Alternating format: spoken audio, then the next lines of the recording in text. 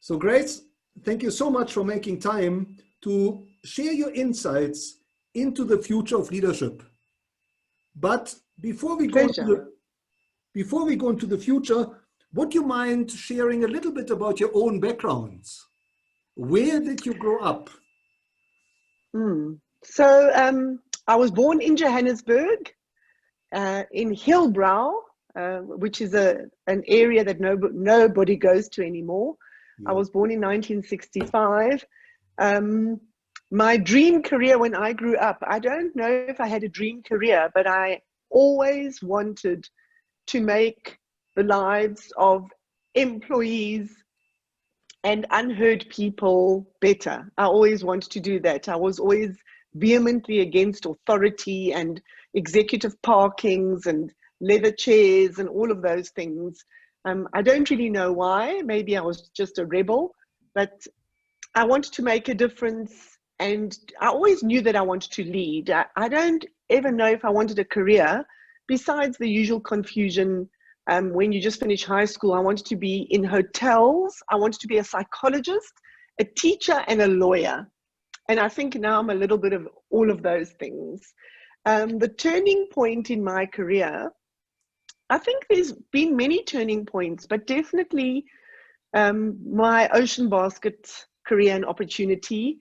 And it's probably a turning point because it came at a time in my life when I had gathered experience and knowledge.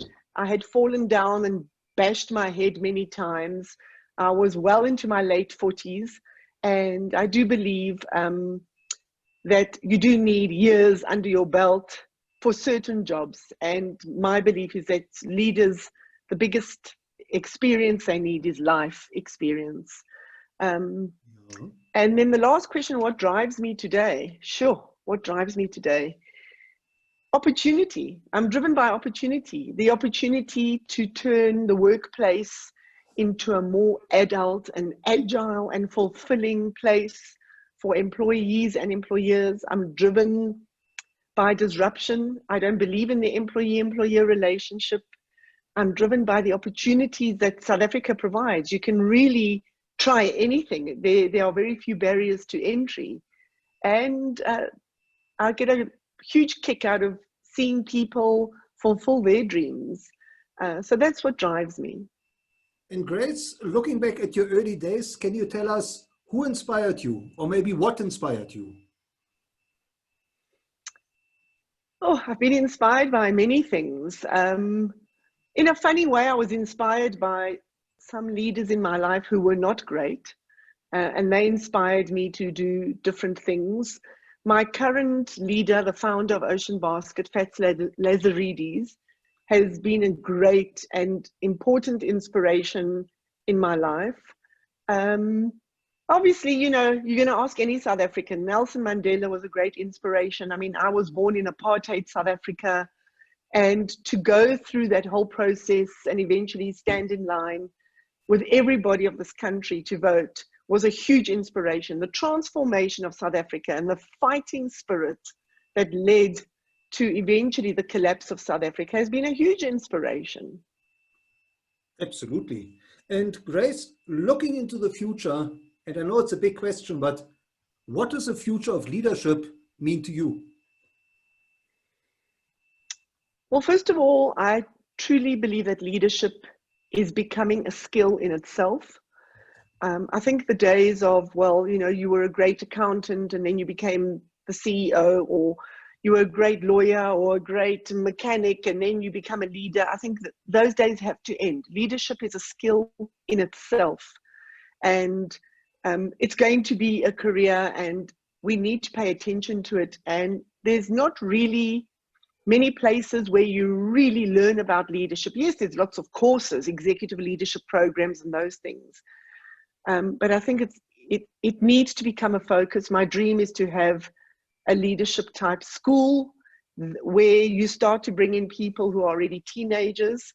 So the future of leadership is about creating a speciality focused career. People who are leaders need to be curious about anthropology and history and philosophy. It's not primarily about numbers. Obviously you have to have some understanding of numbers, but the job is called to lead, not to analyze Excel spreadsheets. I also think the future of leadership is going to require leaders to care more about others than themselves. And that's a tough one, to be able to put people before them. I also believe that future leaders are not necessarily those rah-rah charismatic leaders. I think there's going to be a place for the servant leader. We've read books about servant leadership for more than 20 years, but we're going to start to see it emerge now. And Grace, can you tell us, what have you learned from your own leadership journey that you would consider most important as the building blocks for building future leaders? There's two things I've learned. The first thing is to put others before you, because if you do that, then you are truly curious about what they need. The second thing is to be really clear and to paint compelling pictures for people so that they are able to know where you want them to go and to work on that skill. Leaders need to learn the skill of constructing clear messages and telling compelling stories, and skills in inclusivity and rallying people around. So those are very important building blocks for future leaders. And I'm not sure where you learn a lot of those things. And I do believe that leadership can be learned. I don't believe you're born a leader. Yes, you're born with a propensity for leadership. Like Tiger Woods was born with a propensity to play some form of ball game. I think maybe if his father would have pushed him into tennis, he would have been as successful. But leadership is something you learn. It's not a right that you earn. And when you speak to aspiring leaders, Grace, what is it you tell them about social media? How should they handle and navigate social media to build their own leadership brands? Once again, the root of everything is to not put yourself first. You need to put others first and your brand, the business you work for. And even if you've got a Facebook post and you want to post a picture of something you do in your personal life, you need to bear that in mind.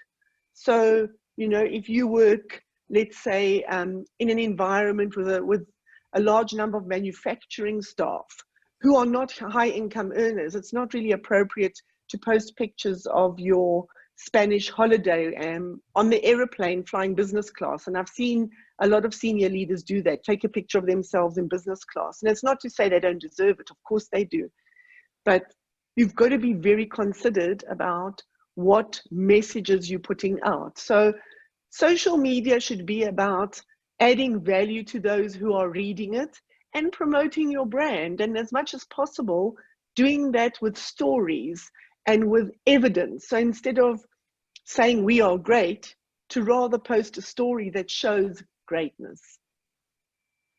And Grace, what is your advice for future leaders? What are some of the challenges they should expect to encounter in their career? I'm not sure if future leaders are going to have different challenges to past leaders, because every decade or every year, you know, we know what the challenges are. So I guess if we would have interviewed leaders 20 years ago, maybe they would have spoken about technology or productivity. And I think those challenges exist today. The challenges for future leaders is going to be, how do you structure your organization so that you both deliver results and create a meaningful place for people to be, without having to keep people for years and years, without having to have weird rules like, you know, what time to come to work and how many days leave you're allowed. Of course, in certain jobs, there have to be hours. We're not talking about those kinds of jobs. But the challenges, I don't really believe in all the generational challenges. I don't believe that Generation Z is more difficult than the boomers or than this one or that one. It's about understanding and being curious about the person who you need to produce stuff. It doesn't matter what generation they are. People are people. They want to be acknowledged. They want to be rewarded for exceptional work. They want to be loved. They want to be held. They want to learn. Every human being wants to learn. I do not believe that there's one person out there who does not want to learn something. And the challenge for the future is to actually build curiosity and to deconstruct the bad habits and the terrible ways that we are educated. So if you had to ask me what is the crisis that leaders face, it's the schooling system, because we are still putting people in sausage machines and spitting them out at the other end and encouraging people to learn things by heart instead of encouraging them to learn how to discuss things and be curious about things. And I believe that that is the biggest obstacle. So Ken Robinson, who died recently, very sadly, I don't know if you know him. Yes, of He's course. got such a brilliant talk on TED. I think his talk has got the most views. I think it's 11 million, and everybody should watch it. And I think that the biggest challenge we are facing is the way that people are educated and what we need from them in the workplace is not aligned. And Grace, if you were to design a curriculum for future leaders, what are some of the new skills you would want to factor in? Well, I think there's a combination of what they need to be curious about and then skills to learn. So as I mentioned, I would have anthropology, philosophy, and history. I would have some form of English or whatever the language is of the country for people to really learn how to converse and how to write. People write so badly. And then in terms of skills, first of all, emotional intelligence. I think that there should be no leader without a coach and or a therapist. I think it should be compulsory. Another skill would be the ability to clearly articulate yourself, cognitive ability, the ability to work with complexity and make it simple, and the ability to bring people together for mutual benefit. So all the skills are really around complexity, cognitive ability, and eventually all the skills to express and to listen to what is needed. Now, Grace, as a mentor to future leaders, can you maybe share a success story or two where you mentored an upcoming leader and that person took your advice to heart?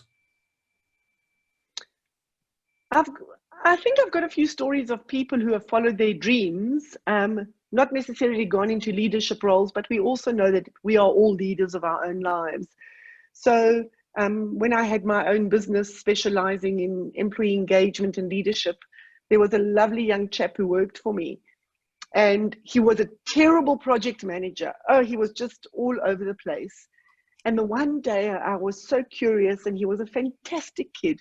I think he was about 20 or 19. And I said to him, you know what you should do? You should go work in radio. Why don't you become a radio producer? And he said to me, no one's going to give me a job. I said to him, go to 5FM and tell them you'll work for free. And he did. And he started going in on the weekends for free. Eventually, he became the producer of the morning show. He's actually just resigned about 6-7 months ago. Yeah. And obviously now he's about 32 years old. And there's been a few others, people I worked with who were my clients, who we used to speak, and I used to encourage them to go alone, you know, to become one-man bands. And being a consultant is not for everybody. But I could think of a few stories where, because of the relationship I've had with people, they've branched out and they've explored new things. They haven't been afraid of, you know, oh, I shouldn't explore new things and what will happen. I think when people have clear intent and they work damn hard and give good service, they usually are okay.